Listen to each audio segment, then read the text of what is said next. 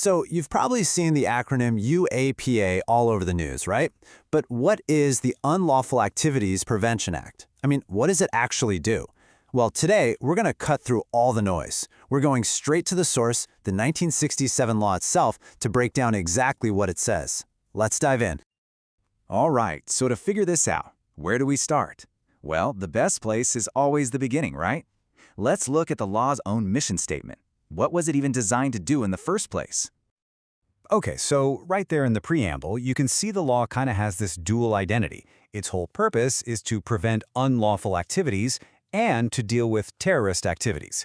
Now, those are two really different things. So let's tackle that first part. What exactly are unlawful activities? So this first chunk of the act is all about targeting what it calls unlawful associations. But how do you even ban an entire group?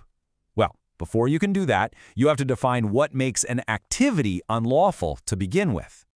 And if you look at the definition in Section 2.0, it's incredibly specific. We're not talking about ordinary crime here.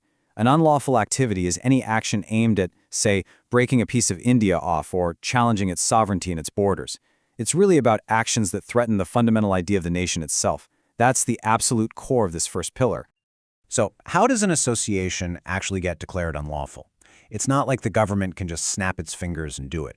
It starts with a notification, sure. But then, and this is a really crucial step, the case has to go to a special tribunal. This isn't just any committee, it's headed by a high court judge. And this tribunal gets the final say. That means there's a judicial check built right into the system to either say, yes, this is unlawful, or no, it's not. Okay, so that covers unlawful activities. But remember that second part?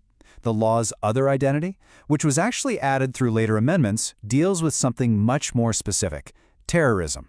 And you guessed it, to really get what that means, we have to go back to the definition. Now, the key word in the law's definition here is intent. A terrorist act isn't just about the crime itself, it's about the reason behind it.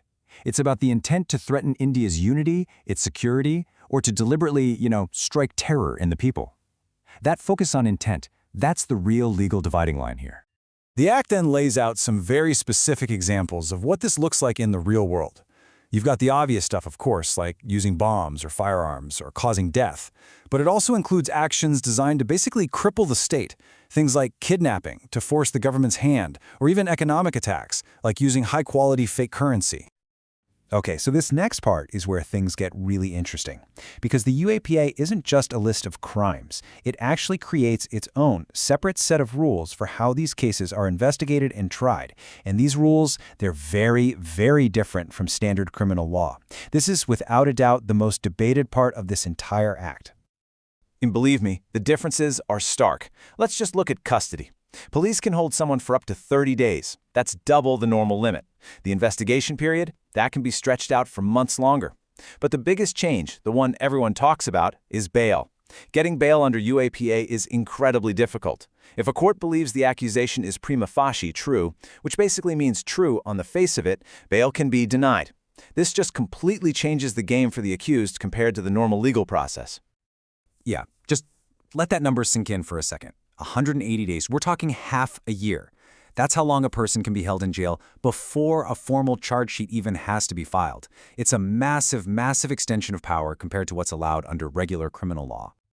And the special powers don't even stop there. The Act allows for property to be seized. You can't get anticipatory bail, which is bail to prevent an arrest in the first place. But maybe the most radical change of all is this idea of presumption of guilt. Under certain conditions, if specific evidence is found, the court can legally presume the accused is guilty. This flips the entire burden of proof. It's a complete reversal of that fundamental principle we all know, innocent until proven guilty. So, you've got all these special powers, all these rules that are so different from normal law. It makes you wonder, right? What happens when the UAPA clashes with another law? Which one gets priority? Well, the Act itself has a very, very clear answer to that. And here it is, right from Section 48. This clause gives the UAPA what's called an overriding effect. And in plain English, that means if there's a conflict between the UAPA and any other law, the UAPA wins. Every single time. It's legally designed to have the final word, period.